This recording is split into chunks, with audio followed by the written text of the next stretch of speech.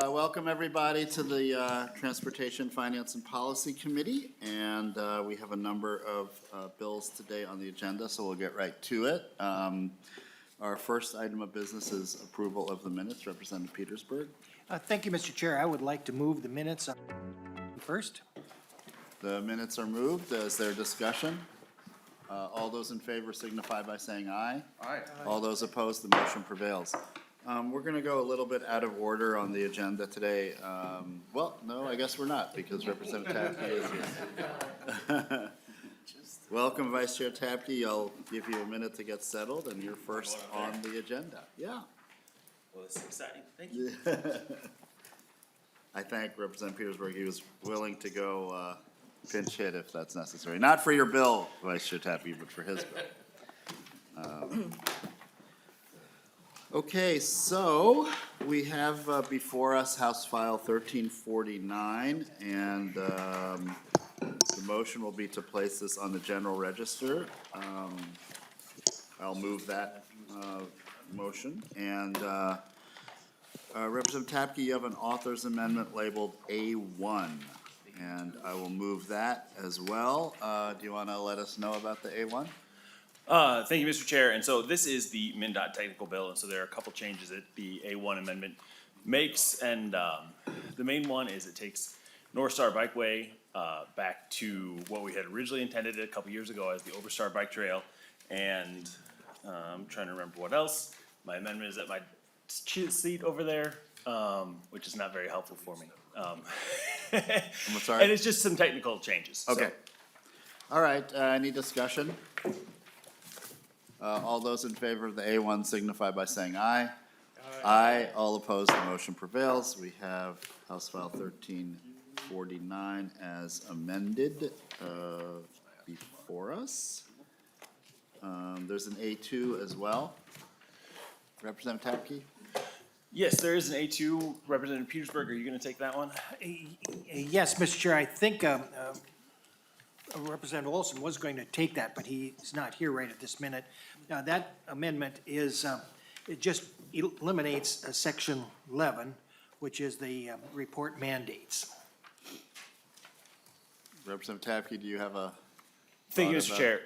That amendment I would encourage everyone to accept. I've been working with Representative Olson on working on the reporting requirements for it. So this bill, as it stands today, basically eliminates the vast majority of the reporting requirements that have been in place, and I think there's going to be a more nuanced way to take that. So as we'll pull that out for now, and then work with Representative Olson on getting a better way to move forward, so we can add that back in the future. I appreciate your working with Representative Olson on that, and so Representative Petersburg moves the A2 amendment. All those in favor signify by saying aye. Aye. All those opposed, the motion prevails. And so now we have 1349 as amended before us for Representative Tabke. Thank you, Mr. Chair. So this is I apologize for being late coming in and out of breath because I'm still with one vehicle and transit runs late sometimes. So I am coming in hot and getting in here today. But this is the MnDOT technical bill, policy bill. And so I have Ms. Witt from MnDOT here to explain the sections of the bill. Welcome, Ms. Witt. Ms. Witt, please state your name for the record and proceed with your testimony. Thank you, Chair and committee members.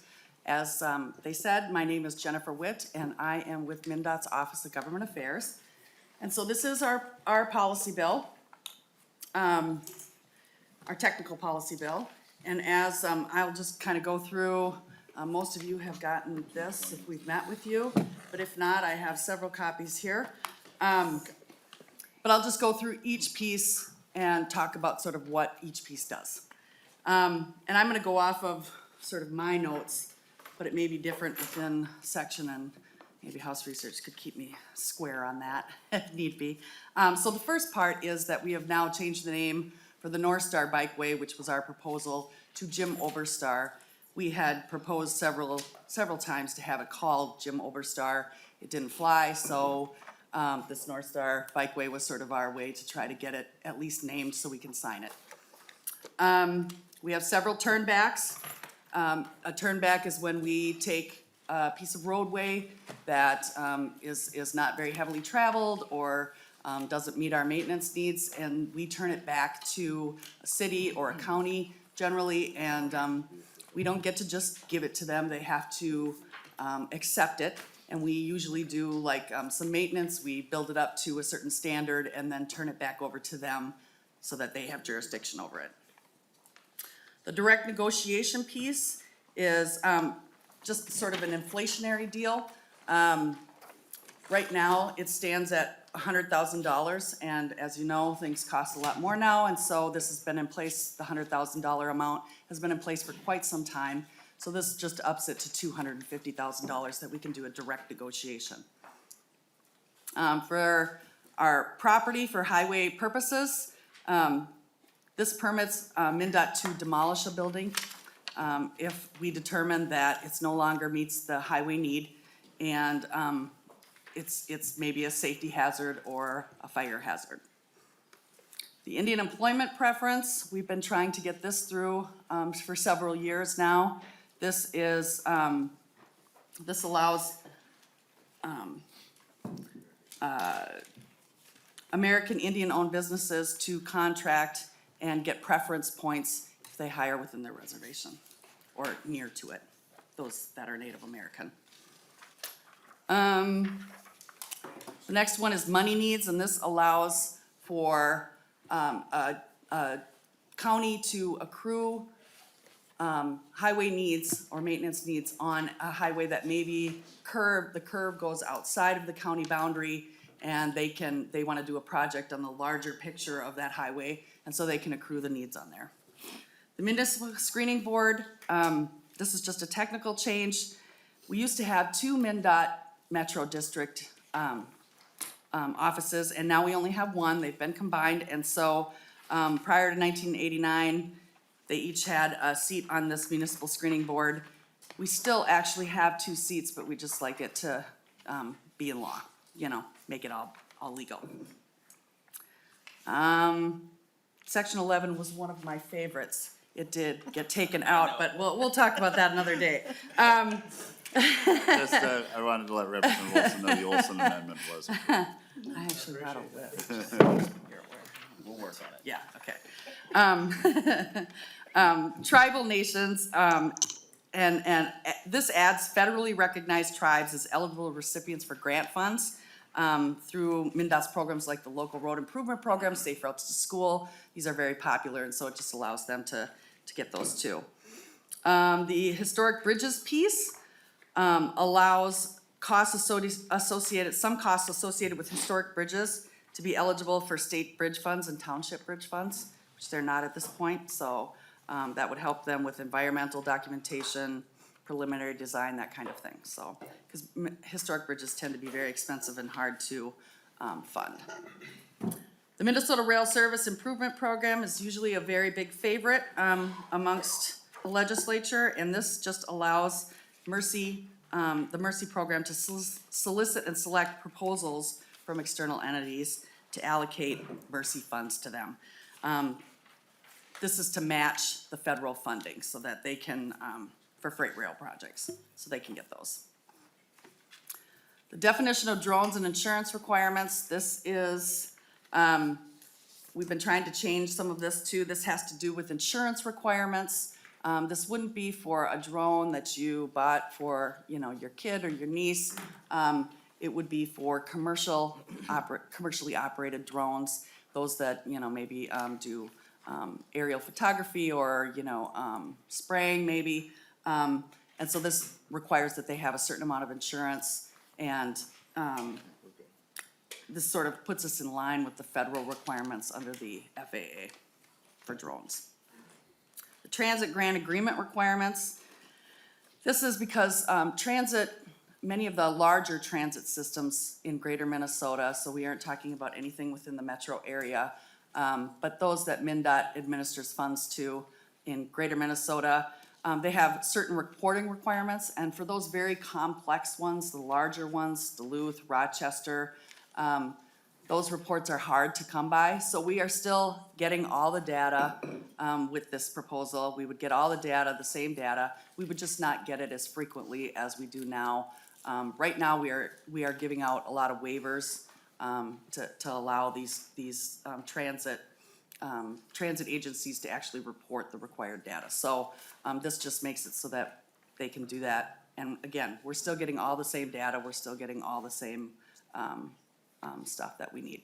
So, that's really a basic thing, and I'm here to answer any questions if I can, so, Thank you very much. Committee questions, Representative Petersburg. Thank you, Mr. Chair, and on to page 3, which is the Indian employment preference issue. The issue has always come up before this committee on, first of all, thank you for being here and sharing this information with us. There's always been kind of ambiguity in regards to what is the distance from, that is reasonably expected. And that makes a difference to employers, to contractors, et cetera.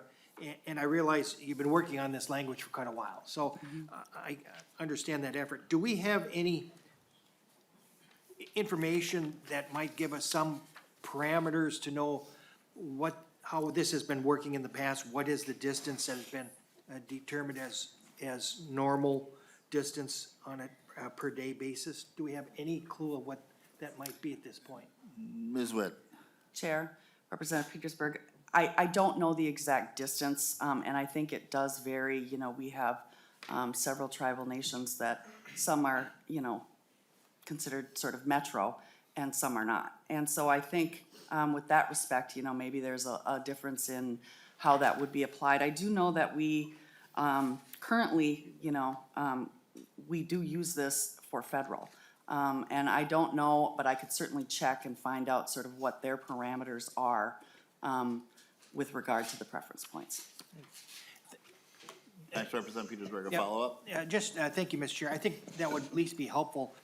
I know that it still has to have some availability to be discretionary, but it's difficult for those that are putting in contracts and others to know when their particular project might require the preference to be there or not. And so anything we can do to help clarify that, I think is an improvement. So thank you, Mr. Chair.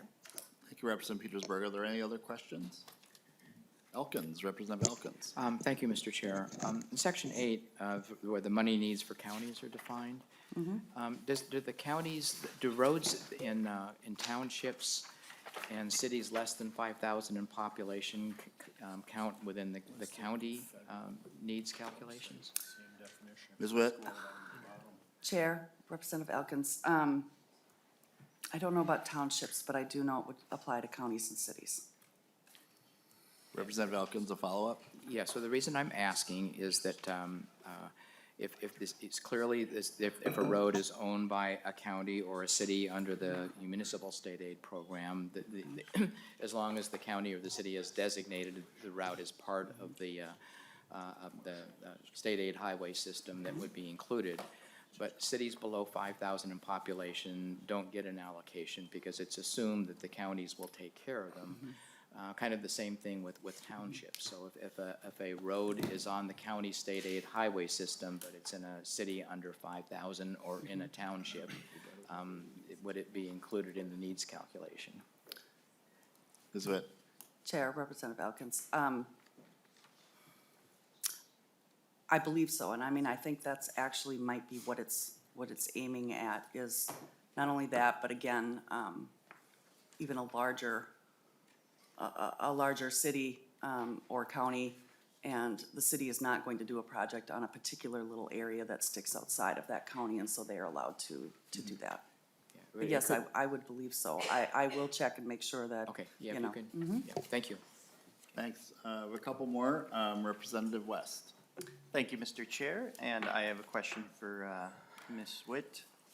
On the drone policy insurance requirements, it says you have to have an insurance policy at least $300,000. And you said this came from the federal government, but where are these numbers coming from? And you said it came, but what's conforming here? And why is that necessary? Chair, Representative West.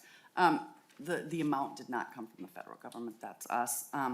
And that's just a kind of a general amount for, what we think they should have. It's for bodily injury or death to non-passengers in any one accident coverage, consistent with existing law of crewed flights. So, that's sort of where we got it. The rest of it is about, sort of conforming some of the things to FAA and their requirements. Representative West. As somebody who commercially operates a drone, Okay? there is, across the entire nation, from 2015 to 2020, there were just over 4,000 drone accidents. So that is across the entire 330 million people that live in our country. So requiring insurance of 300,000 for something that is, I mean, yes, insurance is for rare events, but we're talking rare events. And over 70% of those injuries are basically people sticking their fingers in the propeller, which is unfortunate, but unless you're sitting next to a drone the size of your body, which is incredibly unlikely, you're gonna go to the hospital, maybe get some stitches at the very worst. So I would, and then requiring a minimum of 300,000, I don't believe, maybe I didn't see it, but I don't think there's ever been a fatality related to a drone crashing into somebody's head. This seems a little aggressive on like regular people who fly their, like, you don't, it's not just commercial businesses, it's individuals who do their weddings and different videography or photography.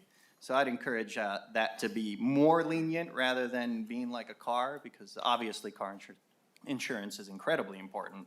But this seems a little excessive for the actual practice, the real world, what we're seeing going on with drones, and I don't think it's necessary. Thank you, Representative West. We have one more question or comment. Representative Murphy. Thank you, Mr. Chair. My question is also about drones. Is this only for commercial drones? Okay, so, and as far as the weight goes, some of the drones are just super small anymore, especially if they're along a bike trail. I mean, they put them in their backpack, they're about the size of a, hockey puck. And, so as far as having all this requirements added to it, seems a little unreasonable to me. So, thank you, Mr. Chair. Any comments? Okay, we'll have one final question, Representative Olson. Thank you, Mr. Chair. This isn't really a question. This is just to the entire committee. I apologize for being a couple minutes late, but I appreciate the passage of my amendment in my absence. Looking at section 11 in particular, due to the snowstorm last week and the lateness of having this particular bill scheduled to be heard, there wasn't a lot of time to kind of weed through a lot of those reports. I'm in absolute agreement, and I think the author of the bill is as well, that there is arduous mandated reporting, and we need to figure something out. But due to the rapidity of having to get this done quickly, this was basically the quickest and easiest amendment that we could come up with.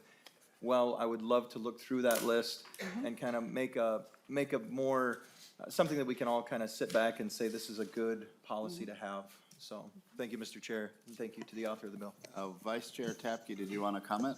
Yeah, thank you, Chair Hornstein, and Representative Olson, just so you know that, when we accepted that amendment, what I said was we'll have something else coming back, when we go to the general register that, will be for, helping with this, reporting requirement burdens of things that don't necessarily need to be there anymore, and that you and, Ms. Witt will be working through that, to have something ready for the general register. And I appreciate, Representative Wilson, both of you working together on this.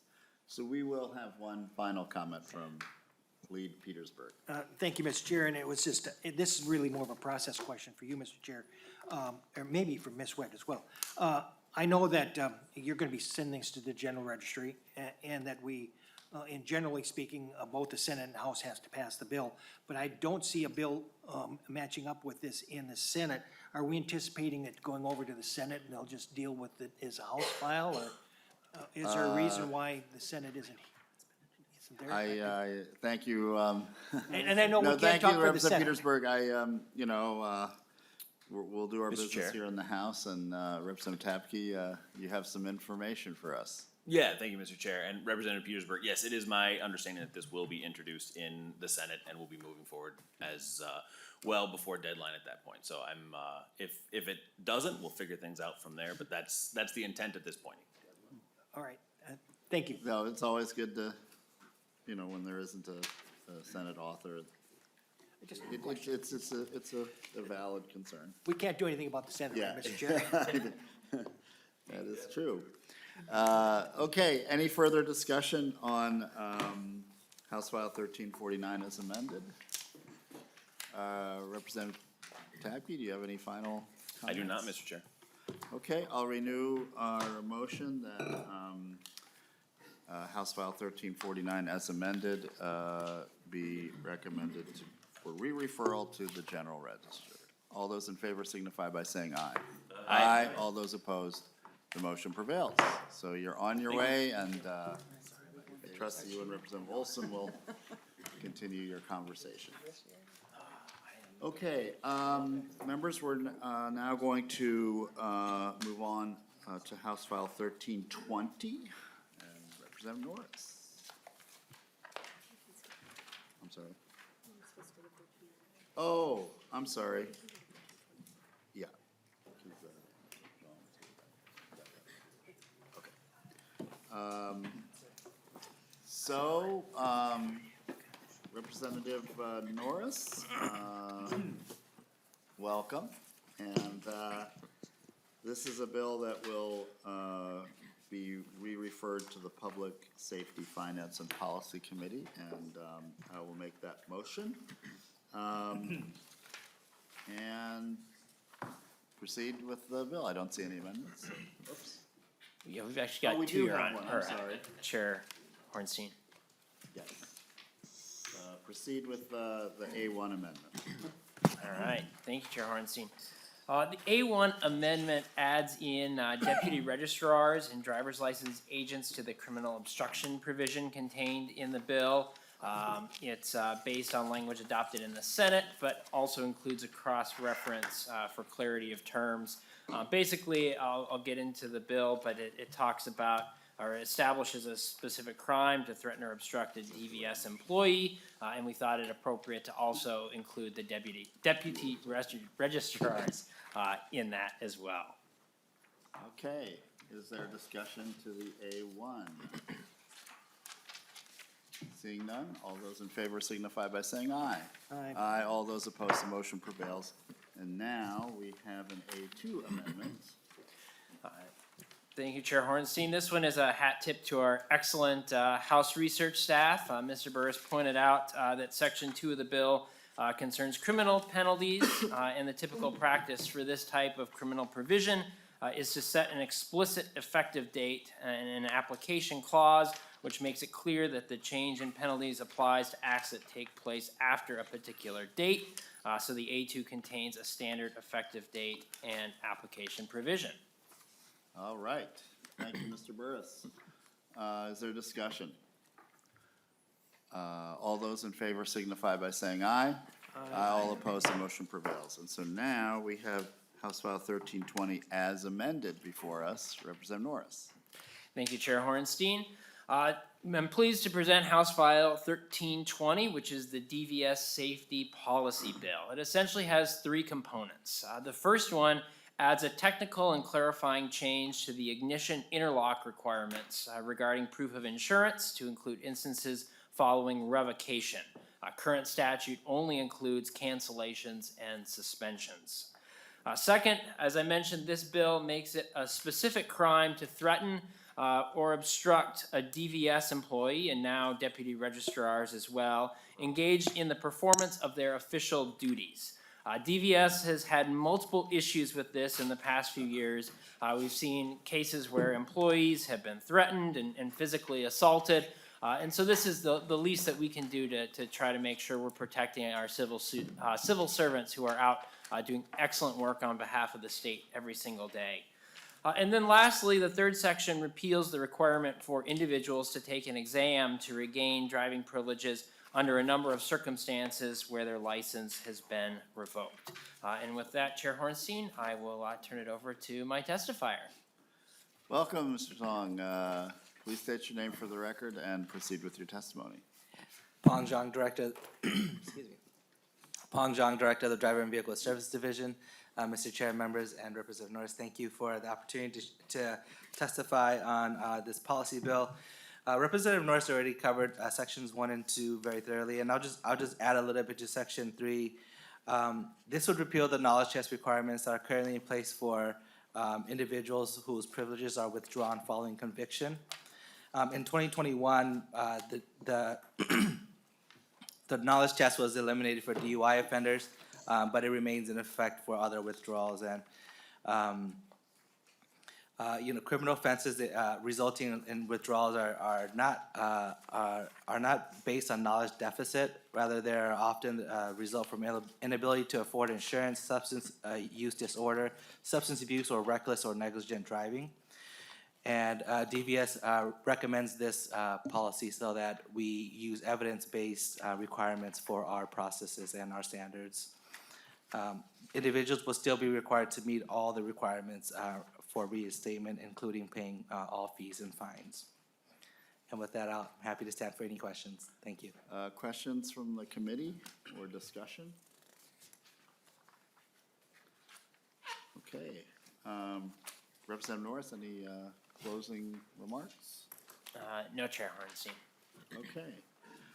Is there anyone else in the audience? We see a lot of audience members here today, so anyone else want to testify on this? Okay, we're ready to roll here. I will then renew the motion that House File 1320 as amended be recommended and re-referred to the Public Safety, Finance, and Policy Committee. All those in favor signify by saying aye.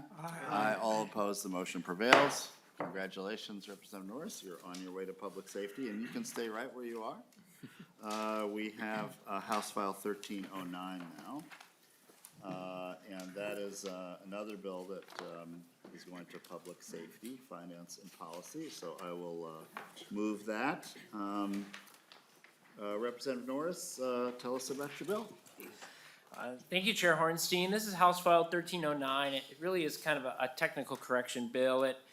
Court decisions from the U.S. and Minnesota Supreme Courts require a search warrant to conduct a blood or urine test when there's probable cause of impaired driving. Minnesota updated its statutes accordingly in 2017. However, under our current law, drivers treated at a hospital outside Minnesota are not subject to the test result revocation under Minnesota Statute 171.177, simply because the search warrant was not executed in the state of Minnesota. This is not uncommon in border towns where an intoxicated driver may be stopped in Moorhead, for instance, but is transported to a hospital in Fargo where their blood is drawn. So this technical change updates Minnesota law to allow positive test results indicating the presence of a Schedule 1 or 2 controlled substance or an alcohol concentration above 0.08 to trigger a driver's license revocation in the same manner that occurs with the results from a warrant executed here in the state of Minnesota.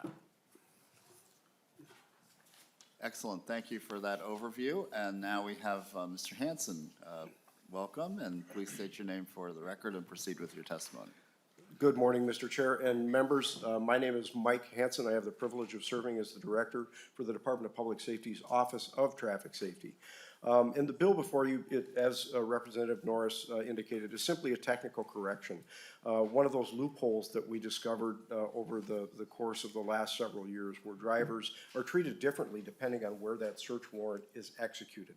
If it's in Minnesota, the results are automatically reported through Driver and Vehicle Services in the e-charging system, and it results in that immediate revocation of that driving privilege. Whereas the warrant executed in Sioux Falls, Fargo, Grand Forks, some of the hospitals in Iowa or Wisconsin don't have that same provision. And so drivers who are treated out of state, they maintain their driving privileges in spite of the fact that they have committed the same offense that a driver in Minnesota had. And so this is just about leveling that playing field and closing one of these loopholes that will improve public safety and traffic safety. So with that, sir, I'd be happy to answer any questions. Thank you. Mr. Hanson, any questions or discussion? Okay. Not seeing any. Anyone from the audience want to weigh in? Closing comments, Representative Norris? Nothing further, Chair Hornstein. Okay, with that, I'll renew my motion that House File 1309 be recommended and re-referred to the Public Safety, Finance and Policy Committee. All those in favor signify by saying aye. Aye. All those opposed, the motion prevails. Thank you very much. Thank you, sir. Much appreciated. Next up, we have Representative Koegel, House File 1550.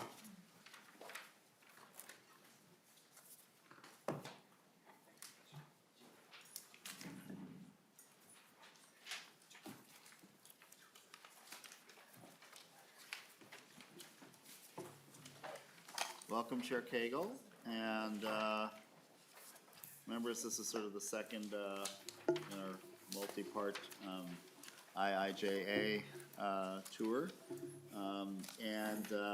We will hear House File 1550 today, and the motion will be to lay this over for possible inclusion in an omnibus finance bill. Representative Koegel, Chair Koegel, welcome, and please present your bill. Thank you, Mr. Chair and members. So House File 1550 is IIJA local match program.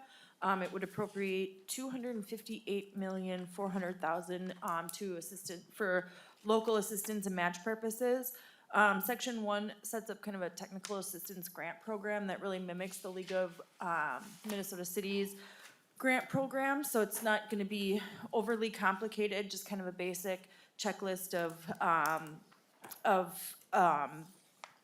qualifications that they would need to get, like that's my vision, the $30,000 grant for technical assistance, whatever they need in order to kind of apply for that IIJA match. And then then there's the $214 million for the local assistance program, $214,400,000 for local grant match, and then $42 million for trunk highway projects. Excellent. Thank you so much. We do have one testifier. Before we do that, though, Chair Koegel, I just wanted to thank you again for all of your work on issues related to the IIJA and our need for our state to be engaged and involved with that. Just so appreciative of literally the last year and a half what you've done here. So thank you for the bill, and we do have one testifier, Ms. Ziegler.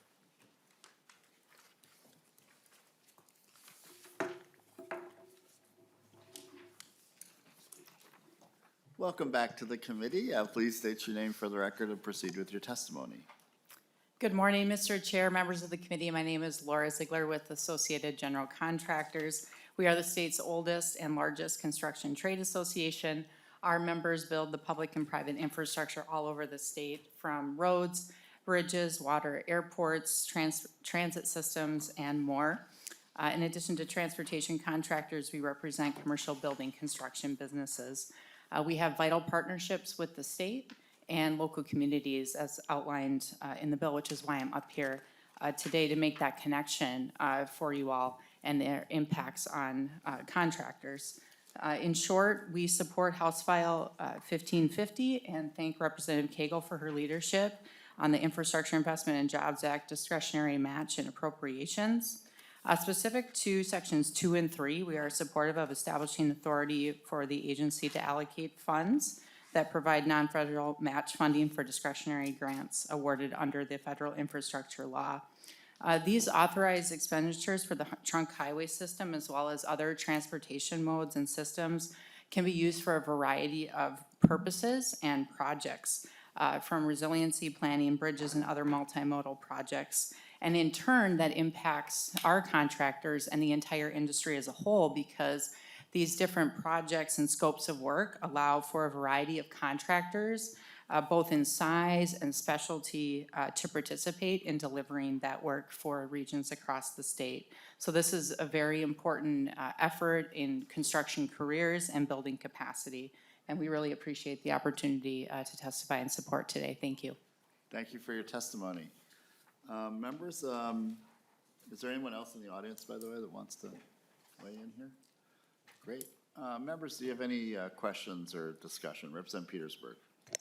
Thank you, Mr. Chair, and to Chair Koegel. I have a couple of questions. One is related to page 2, subdivision 4, 2.112 to, 2.12 to 2.15. Can you walk us through a couple of things? How did you determine the limit to be 30,000 for technical assistance, and why is a commissioner required to only give one grant to a unit of government, but multiple, which could be 5, 10, 12 to a tribal government in the same calendar year? I mean, can you help us with understanding that distinction? Chair Koegel. Thank you, Mr. Chair. I guess I don't see where, Yeah, we're looking at Page 2. page 2, lines 2.12 through 2.15, correct, Representative Petersburg? Correct, yeah. So that's subdivision 4. I might wanna ask MnDOT. Oh, there's, yeah, I mean, thank you, Mr. Chair and Representative Petersburg. There's multiple tribes. And so I guess I'm not really, I don't know if that means that they could apply for more than one grant in a calendar year, or if it's the specific tribes. I don't know if Jennifer Witt is here still? But this is- Mr. Chair, if I could just, Representative Petersburg. when it says to a tribal government, I'm Yeah. assuming it's talking about a specific tribe and their government. So it would be to one, and so it looks like they could get more than one grant according to this. And I was just curious as to why, what makes that distinction? Chair Mr. Chair, Koegel. Representative Petersburg, that's a good point, and we're laying this bill over so we can continue to work on that language. Noted. And then I think you had another question, Representative Petersburg. Yeah, the other question was, let's see. Now I skip my thought processes here. The other question was, do we know if there is a list of subcontractors that can actually help and perform the technical assistance that cities and counties can generate from, or are they just kind of on their own? Question, Representative Petersburg, just to clarify, these are subcontractors to help with the grants, or? Right, yeah, Okay. yeah. So, Chair Koegel. Thank you, Mr. Chair and Representative Petersburg. I think through our kind of dive in through the Sustainable Infrastructure Committee, we know that the community have kind of an extensive list of consultants that they use for these kind of grant development projects.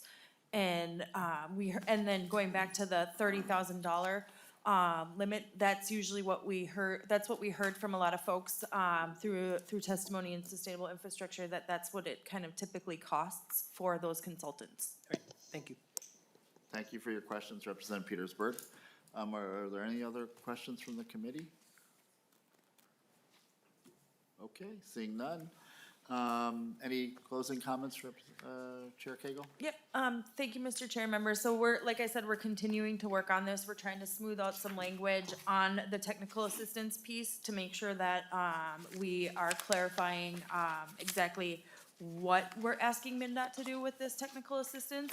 And then also heard some suggestions from folks about, adding, improvements in safety, to the list of, kind of prioritized projects, in section 2, I think, or 3. So in section 2, subdivision 3, we're looking at also adding some safety, language around in there too, so. That's very important. I appreciate you mentioning that. And does that relate to that safe streets and, I don't remember the whole acronym, but there's that piece of the program. So it relates to that piece Yes, of the IIJA? Mr. Chair, yep, so Okay. there are, grants within IIJA. Safe streets and communities, something like that. Correct, yep. Okay. And then I'd also just like to point to the packet with the letters from multiple organizations here in their, in support of House File 1550. Excellent. Okay, wonderful. Well, thank you. I appreciate your bringing this to us at this date, because it does give us a few more weeks to work through any issues that have come up, and obviously the question that Representative Petersburg asked, we can get information on that as well. Okay, well, thanks, members. With that, we are laying over House File 1550 for possible inclusion in the Omnibus Transportation Finance Bill. Thank you. Okay, next up, we have House File 1910, Representative Petersburg.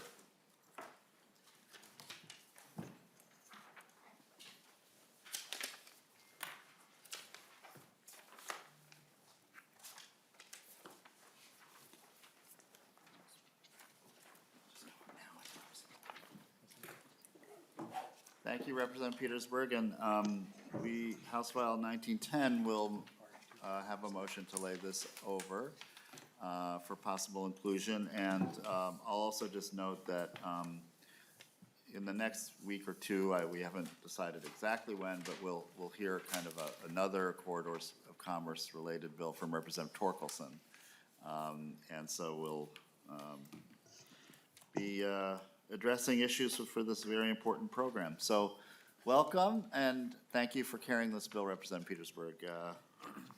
I'm curious to hear about the corridors of commerce appropriation. Thank you, Mr. Chair, and as you know, it was 10 years ago that you actually, in this committee, created this program that I was very much a supporter of at that time, because I thought, and I still do believe, that it is another tool that can be used by the department to help with some of the funding needs, especially on some new construction areas. And the challenge over the years has always been how it's funded and how to get the money there. And I think it's time that we start realizing how important transportation is.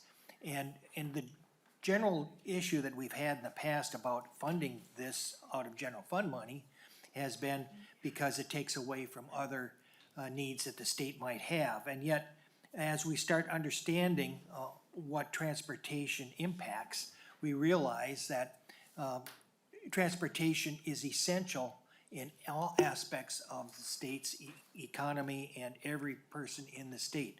From the day you're born till the day you die, you are dependent upon roads and bridges. And now, especially after COVID and amount of stuff that has been going through mail and being delivered, we realize it's even more important. And so I think it's important for us to start figuring out how to get some funding mechanism for that. So this bill is fairly straightforward. It sets up $100 million each of the next 2 years from the general fund going into the corridors of commerce fund, and then it sets the base at $100 million as well, so that we have some ongoing funding for that, and that's as simple as it is. And with that, I'll turn it over to my testifier. Thank you, Representative Petersburg, and Mr. Zart, welcome Yes. to the committee. Please state your name for the record and proceed with your testimony. Well, thank you, Mr. Chair. My name is Shane Zart. I'm with the firm Flaherty and Hood, but here representing today the Coalition of Greater Minnesota Cities, which is a group of more than 110 cities, all outside of the 7-county metro area. And I think, well, I guess for 10 years now, our organization has been a supporter of the Corridors of Commerce program, because it has funded a lot of the projects that were the types of projects that folks said they're never going to finish that in my lifetime. And what Representative Petersburg didn't say is that this bill and this program have also been personal to him. With the completion, without this program, we would not have seen the completion of Highway 14, Owatonna to Dodge Center, which leads, if you're still a resident of Waseca, Highway 14 runs right through your hometown and connects you to 35 and elsewhere. And also I know for others, Representative Brand, also on Highway 14, but there are countless others, Highways 23. And then I'll point out too, I'm sitting here on behalf of the Coalition of Greater Minnesota Cities, but you've also got letters in your materials from the Metro Cities Organization, the Municipal Legislative Commission. I think when I testified with this committee on local government needs, one of the things I said a couple weeks ago was that we support this program not because it's one of those that puts money that flows directly to our communities, but it is money that has funded the vital connections between our communities. And just really to emphasize that point, the types of projects that without this program would have little or no hope of being funded. And so as we talk about, throw around things like ongoing, dedicated, comprehensive, when we talk about transportation packages, I think one of our contentions would be a transportation package is not comprehensive unless it has funding for corridors of commerce or a similar program for opportunities for those projects to have a chance for some being funded. So I thank Representative Petersburg for bringing this forward. His point about the need for ongoing and reliable funding for this program, I think is one to emphasize. And I should stop there, because as the chair said, it sounds like this isn't our last time talking about corridors of commerce in this committee. So we can leave it there, and but I'm happy to answer any questions about the program or our experience with it. Yeah, we have time, though. Any questions or comments? Yes, Representative Norris, and then we'll have Representative Brand. Thanks, Chair Hornstein. I just wanted to highlight, I think this is one of the best investments that our committee can make. You know, we've got, you know, in my district, Highway 65, Representative West has mentioned it before too, and you've got a busy trunk highway connected to the National Sports Center, which is the second biggest tourist attraction in the state. I talked to small businesses along that route. They talk about the logistical challenges that having a congested highway all day long presents in terms of getting their freight and their supplies in and out. And then you've got the safety component as well, with it being one of the most dangerous stretches. And so, you know, you look at the elements that corridors of commerce are designed to address, and this seems like a really smart way to target some of our trunk highway dollars to make sure we're getting the best bang for our buck. And I'd put in my plug for Highway 65 being one of those. Thank you. And I think we've got a comment about Highway 14, perhaps. Representative Brand. Thank you, Mr. Chair. The Highway 14 comment is already taken care of, I think, but I just want to point out the fact that, you know, we have a surplus and we have the ability to spend money, and we're going to use some general fund dollars to potentially pay for this. These dollars save lives. These dollars help foster commerce between markets and final product, and so it's really important that we look to these dollars to help as we consider roads and bridge projects across our state. Thank you, Representative Brand. And as I recall, and you know, when I first was a part of this committee in 2003, we heard a lot about Highway 14, and one of the more compelling arguments was about safety. And you know, there were a lot of crashes, and so I think that was really one of the driving forces behind the funding that Highway 14 received. So, anyone else have any comments or thoughts they want to share? Anyone else in the audience? Great. Well, Representative Petersburg, closing comments? Yeah, thank you, Mr. Chair. You know, this is not designed to be the end-all to solve all the problems that we have, and as Mr. Zart said, this is only just the beginning. We still need to deal with ongoing maintenance and operations for the department as well, but this is one tool, and this is a good start. And this may not even be enough, but we have to start somewhere and keep moving forward. And I just thank you for hearing the bill, and I ask for everybody's support. Thanks so much, Representative Petersburg, and we will be laying over House File 1910 for possible inclusion in the omnibus bill, and appreciate everyone's testimony and comments. So, members, we have one more bill on the agenda for today, and that is House File 1178. And Representative Brand.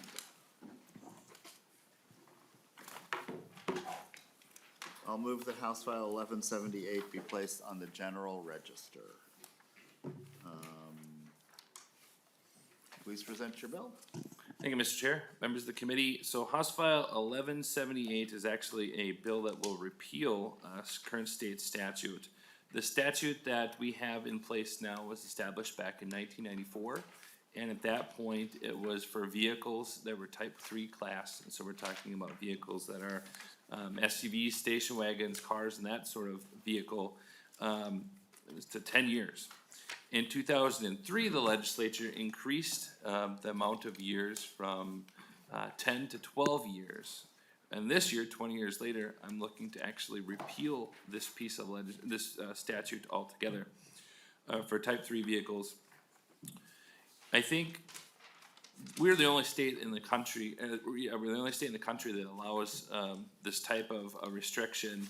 I would think of only one or two states in the entire nation that I think should have this legislation, and those are states that have either peninsulas or our islands within the ocean because of salt water, and salt water can be very corrosive to the frames of vehicles. But here in Minnesota, you know, I think a lot of these vehicles, you know, they age out at 12 years, but they don't have a lot of miles on them. They're not used a lot. Sometimes they're stored. You know, obviously they're stored over the summertime, but sometimes they're stored a lot of the year. And so, this particular piece of legislation here, when we repeal this, would allow vehicles that are 12 years and older to continue to be used. So I think of St. Peter's schools, I think of those small vans that have maybe 2 or 3 kids that are maybe in the furthest reaches of a district, or that are providing transportation for folks with special needs that are in the schools and that sort of thing. That's usually and typically what these vehicles are used for. At the start of the pandemic, this committee extended the retirement age on a temporary basis, and so that would have been back in 2020, to help address the supply chain issue that we are all facing at that time and kind of are still facing. And the chip shortage and the vehicles that are available for sale, the cost of those vehicles and that sort of thing. I was just looking at the packet today. We've got a letter in support from the Minnesota Association of Pupil Transportation. The Minnesota School Board Association also supports this legislation. The Minnesota Association of School Administrators supports this legislation. The Minnesota Association of School Budget Officers also supports.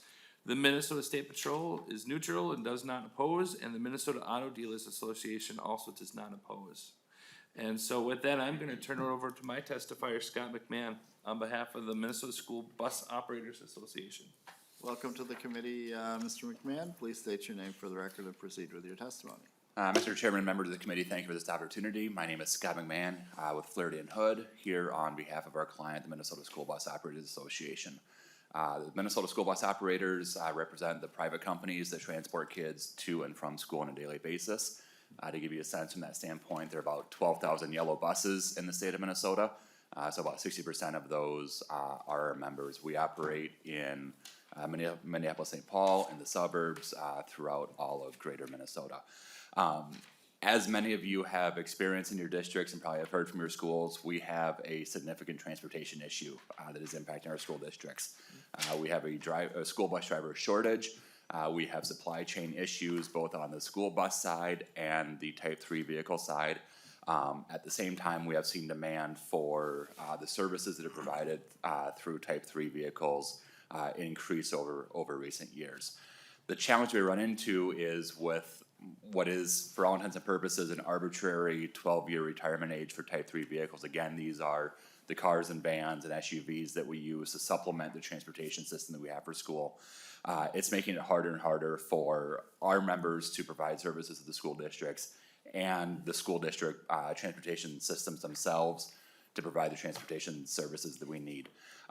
In working with the State Patrol over the past couple of years, we have collectively come to the conclusion that frankly the 12-year retirement age on this doesn't make sense. So what this would do is, once this is repealed, the roadworthiness of these vehicles would then be contingent on them passing the annual inspection. These vehicles are inspected by the State Patrol every year, as are school buses, and so it would put them at the same standard that we have for the yellow school buses. It will also help us address the supply chain issue. As many of you know, it's really hard to get vehicles right now. We have a number of members who have 12 and 13-year-old minivans sitting unused at their bus barns, while they have new minivans ordered that won't be coming in until October of this year, December of this year, or later.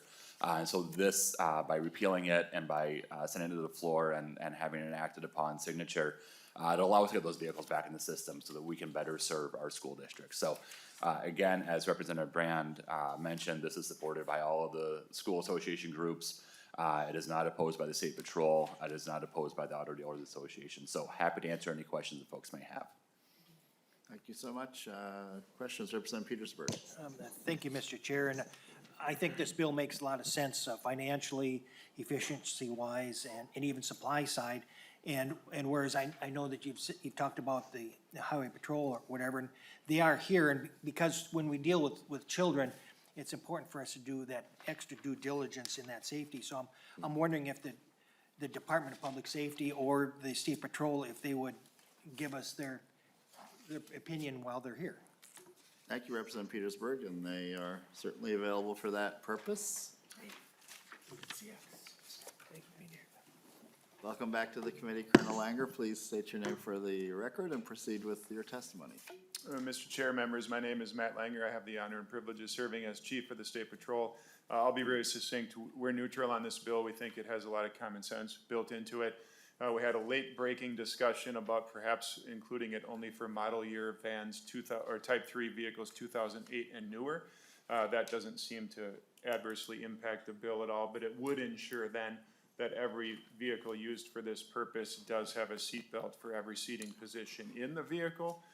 We wouldn't want to miss an opportunity to reinforce that. So happy to work with the author both here in the Senate on that issue. The last piece I'll just mention is that every one of these vehicles is required to be inspected once each year by the Minnesota State Patrol Office of Pupil Transportation. And we think that inspection is what we should stand on more than just the year that the vehicle was placed into service or built. So the inspection process still stands and is robust and an important component for everyone who puts a kid on a bus. Thank you very much, Representative Petersburg. Thank you, Colonel Langer, for that, because I think that insight is very important for us, and it, I think, gives us an opportunity to feel more comfortable with this bill. So thank you, Mr. Chair. Appreciate that question. Any other questions or comments? Yes, Representative Murphy. Thank you, Mr. Chair. Thank you, Representative Brand. I'm in favor of your bill too. I think it's great. I talked with a couple different superintendent groups over the summer, and they're very supportive of this. It just gives them a lot more local flexibility, and so they're anxious to have this happen as well. Thank you. Thank you, Representative Murphy. Any other comments, questions? Okay, well, you have a very popular bill, Representative Brand. Do you have any closing comments? Yeah, thank you, Mr. Chair, members of the committee. So this particular piece of legislation, we were just talking about a possible amendment. I'm happy to make that commitment to work on safety from the seatbelt standpoint for model years 2008 and newer. That seems like a very logical move. And so we'll continue to work on this.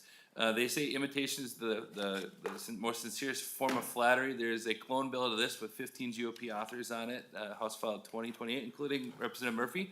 So I've only got 2 authors on this bill. Please sign on. I'm happy to have it. And I move that this bill, or you'll move it, I guess, be moved to the General Register so we can have the conversation and pass it off to the governor.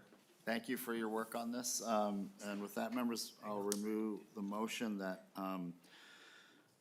House File 1178 be recommended to be placed on the General Register. All those in favor signify by saying aye. Aye. All those opposed, the motion prevails. So, members, we're done with our business for today. I just wanted to make a couple of announcements. Thursday, we'll be meeting here, and we'll be taking up House File 1275, Representative Kraft's bill, around excavation notice reporting required, pipeline safety. And then House File 2045, Representative Tabke, and that relates to transit safety. And then we have a makeup day Friday, and we'll be in the SOB basement. There was I think initially we were gonna be, in room 5, but they've moved us to the basement. So Friday, March 3rd at 8:30, Representative Koegel's bill for the Northern Lights Express. That's the Minneapolis to Duluth Intercity Passenger Rail funding bill. So we have two big ones coming up. So we hope everyone will be prepared. And again, both of those meetings, again, as usual, Thursday here at 8:30, and then Friday in the SOB basement. And with that, members, we are adjourned.